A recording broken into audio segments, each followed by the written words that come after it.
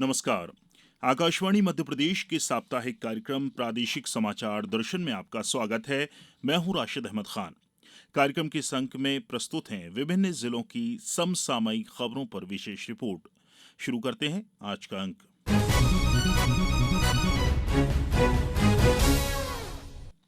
मध्य प्रदेश के मालवांचल को राजस्थान से जोड़ने के लिए उज्जैन से झालावाड़ वाया आगरमालवा बहुप्रतीक्षित नई रेलवे लाइन बिछाने के लिए उज्जैन सांसद अनिल फिरोजिया की मांग पर केंद्रीय रेल मंत्रालय ने डीपीआर बनाने हेतु 4 करोड़ 75 लाख रुपए की मंजूरी दी है। इस बारे में और अधिक जानकारी दे रहे हैं हमारे आगरमालवा संवाददाता महेश शर्मा। आपातकाल के दौरान आगर मालवा क्षेत्र से छीनी गई रेल सुविधा आज़ादी के अमृतकाल में फिर से मिलने की संभावना बढ़ गई है। रेल मंत्रालय ने इसके लिए फाइनल लोकेशन सर्वे की स्वीकृति प्रदान करते हुए डीपीआर तैयार करने के लिए 4 करोड़ 75 लाख रुपए भी स्वीकृत किए हैं। रेल सुविधा छीनी जाने के बाद से ही आगर मालवा क्षेत्रवासी रेल सुविधा वापस दिए जाने की निरंतर मांग कर रहे थे।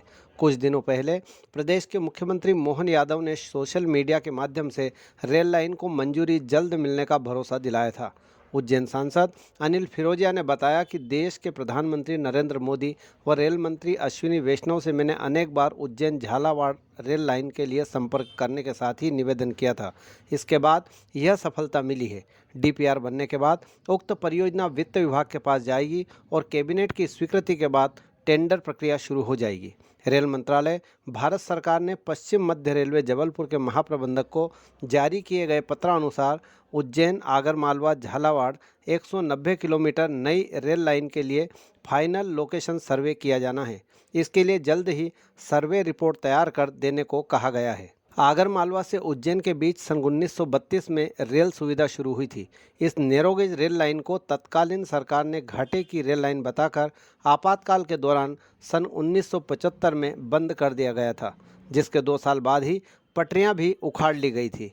रेल सुविधा छीने जाने के बाद से ही क्षेत्र के लोग रेल लाइन की मांग कर रहे थे। उज्जैन से झालावाड़ के बीच 4 लोकसभा क्षेत्र पड़ते हैं।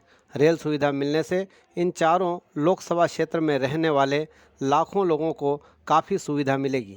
वहीं क्षेत्र का भी समुचित विकास होगा, व्यापार व उद्योग धंधे बढ़ेंगे, क्षेत्र के लोगों को बेहतर परिवहन की सुविधा भी मिलेगी तथा किसान भी अपनी उपज अन्य स्थानों पर जाकर अच्छे दामों में बेच सकेंगे। प्रादेशिक समाचार दर्शन के लिए आगरमालवा से मैं महेश शर्मा। अमृत भारत स्टेशन योजना के अंतर्गत अनूपपुर जिले में भी विभिन्न विकास कार्यों का शिलान्यास और लोकार्पण किया गया। और जानकारी दे रहे हैं हमारे संवाददाता अजीत कुमार मिश्रा। प्रधानमंत्री नरेंद्र मोदी ने सोमवार 26 फरवरी 2024 को अमृत भारत रेलवे स्टेशन योजना अंतर्गत 41,000 करोड़ की रेल परियोजनाओं के तहत देश के 554 रेलवे स्टेशनों के पुनर्विकास कार्यों का शुभारंभ एवं 1500 रोड ओवरब्रिज अंडरपास का वर्चुअल माध्यम से शिलान्यास किया, जिसके अंतर्गत अनूपपुर जिले में भी road overbridge LIC number BK 61 तथा अनूपपुर रेलवे स्टेशन का पुनर्विकास कार्य व बिजरी रेलवे स्टेशन के पुनर्विकास कार्यों का शिलान्यास किया गया। बिजरी स्टेशन में आयोजित कार्यक्रम में शहडोल संसदीय क्षेत्र के सांसद श्रीमती हिमाद्री सिंह तथा अनूपपुर स्टेशन में आयोजित कार्यक्रम में जिला पंचायत के अध्यक्ष श्रीमती प्रीति सिंह, जिला पंचायत के मुख्य कार्यपालन अधिकारी तन्मय वशिष्ठ शर्मा, विंध्य विकास प्राधिकरण के पूर्व उपाध्यक्ष रामदास पुरी, रेलवे सलाहकार समिति के सदस्य गजेंद्र सिंह सहित स्थानीय जनप्रतिनिधिगण, रेलवे के अधिकारी, नागरिक व पत्रकार उपस्थित थे। इस अवसर पर प्रधानमंत्री जी के वर्चुअल कार्यक्रम को देखने व सुनने के लिए LED की व्यवस्था सुनिश्चित की गई थी। कार्यक्रम में अतिथियों का स्वागत पौधे भेंट कर किया गया। इस अवसर पर स्कूली छात्राओं ने सांस्कृतिक कार्यक्रमों की उपस्थिति दी तथा विभिन्न प्रतियोगिताओं के विजयी स्कूली छात्र छात्राओं को सम्मानित किया गया। कार्यक्रम को वर्चुअल संबोधित करते हुए प्रधानमंत्री नरेंद्र मोदी ने कहा कि भारतीय रेलवे में सुविधाओं के विस्तार के लिए बड़े पैमाने पर कार्य किए जा रहे हैं, जिसके निकट समय में परिवर्तन परिलक्षित होगा। उन्होंने कहा कि दुनिया की तीसरी बड़ी अर्थव्यवस्था बनने के लिए कार्य किया जा रहा है। नई रेलवे लाइन बिछाने की गति 2 गुनी हुई है, जिससे आने वाले समय में विभिन्न क्षेत्रों में रेल लाइन का विस्तार कर जन सुविधाओं का विकास होगा। उन्होंने कहा कि पूरी दुनिया में आर्थिक निवेश के लिए भारत को सुरक्षित माना जा रहा है। भारतीय रेलवे के आधुनिकीकरण एवं अधोसंरचना निर्माण से निवेश बढ़ेगा। रेलवे समय का सर्वाधिक उपयोग सुनिश्चित करते हुए जन सुविधाओं के विस्तार का कार्य कर रहा है। इस अवसर पर स्थानीय जनप्रतिनिधियों ने भी कार्यक्रम को संबोधित करते हुए भारत सरकार द्वारा किए जा रहे उल्लेखनीय कार्यक्रमों की जानकारी देते हुए कहा कि प्रधानमंत्री जी के नेतृत्व में भारत की चहुमुखी विकास के कार्य किए जा रहे हैं। प्रादेशिक समाचार दर्शन के लिए अनूपपुर से मैं अजीत मिश्रा। अमृत भारत स्टेशन योजना से अशोकनगर जिला किस तरह लाभान्वित हो रहा है, बता रहे हैं हमारे संवाददाता नीरज कुमार शुक्ला। अब देश में आधुनिक रेलवे स्टेशनों की श्रृंखला शुरू हो चुकी है। मोदी सरकार ने अमृत योजना के अंतर्गत रेलवे स्टेशनों के आधुनिकीकरण का बीड़ा उठाया है। अशोकनगर रेलवे स्टेशन को भी इस योजना में स्वीकृति प्रदान की गई है। विगत दिनों प्रधानमंत्री नरेंद्र मोदी ने द्वितीय फेज के अंतर्गत 554 रेलवे स्टेशनों, लगभग 1500 रोड ओवरब्रिज, अंडरब्रिज का लोकार्पण एवं शिलान्यास किया। अशोकनगर में गुना सांसद डॉक्टर कृष्णपाल सिंह यादव ने अमृत योजना के अंतर्गत आधुनिक रेलवे स्टेशनों के पुनर्वास की आधारशिला रखी।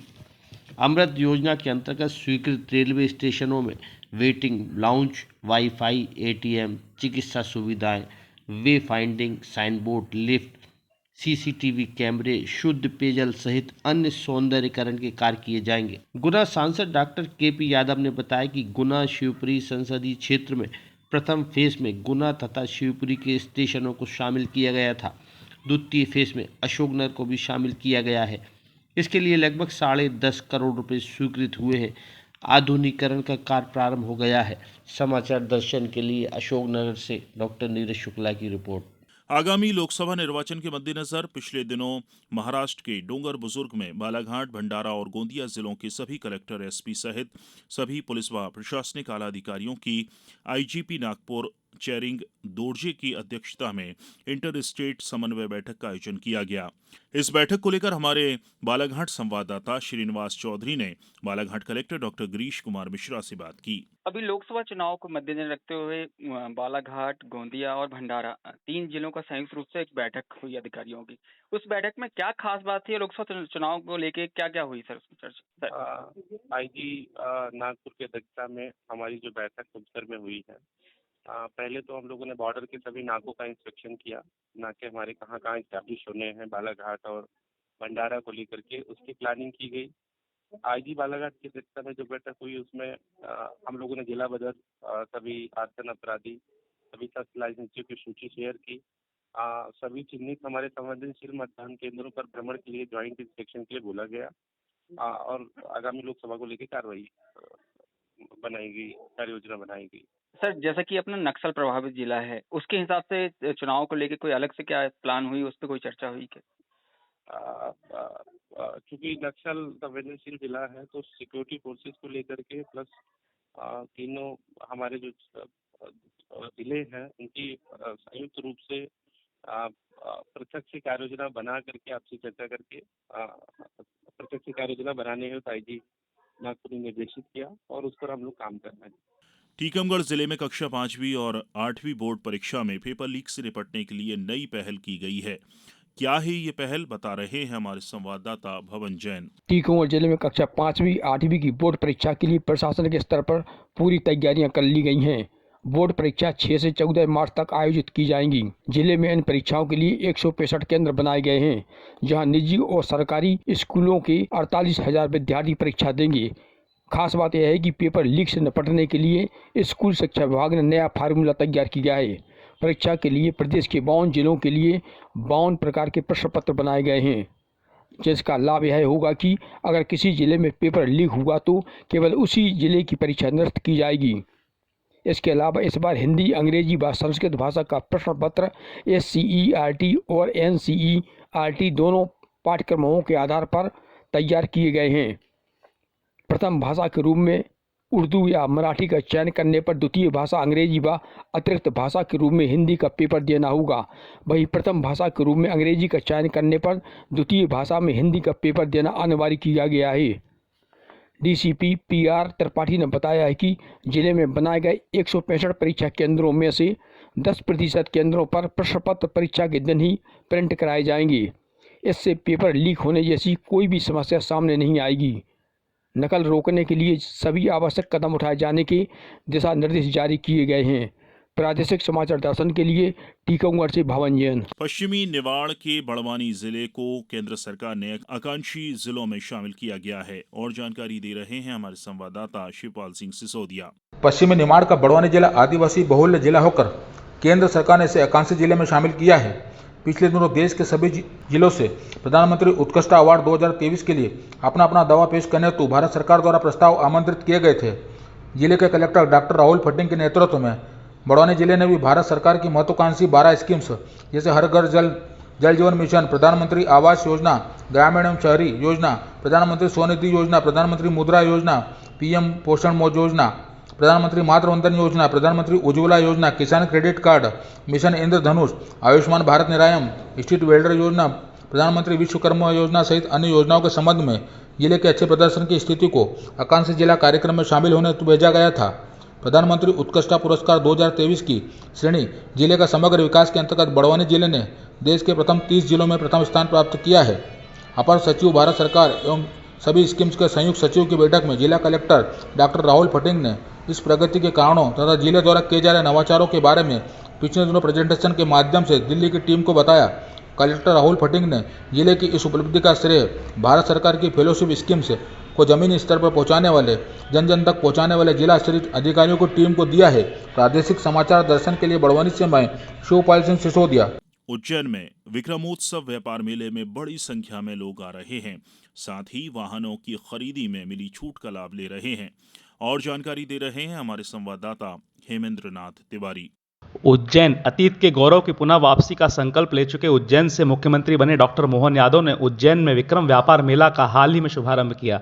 ग्वालियर मेले की तर्ज पर इस मेले में भी ऑटोमोबाइल, इलेक्ट्रॉनिक्स व अन्य सामग्री क्रय करने पर टैक्स में 50% की छूट का लाभ क्रेता को मिलेगा। दशहरा मैदान और पीसीबीटी कॉलेज के मैदान पर लगे दुकानों के स्टॉल पर बड़े बड़े नामी ब्रांड की दुकानें बुकिंग और विक्रय शुरू कर चुके हैं।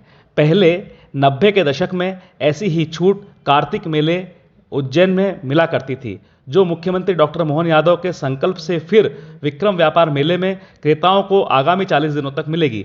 रीजनल इंडस्ट्री कॉन्क्लेव में जहां 283 इकाइयों का हाथों हाथ आवंटन पत्र दिए गए, वहीं 61 उद्योगों का लोकार्पण और भूमि पूजन किया गया।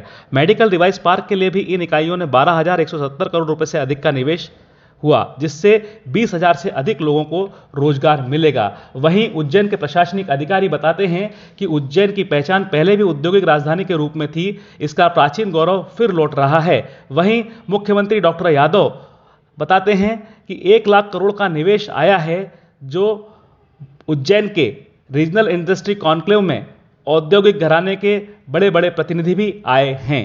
प्रादेशिक समाचार दर्शन के लिए उज्जैन से हेमेंद्र नाथ तिवारी। कार्यक्रम के इस अंक में इतना ही। अगले हफ्ते फिर मुलाकात होगी। नमस्कार।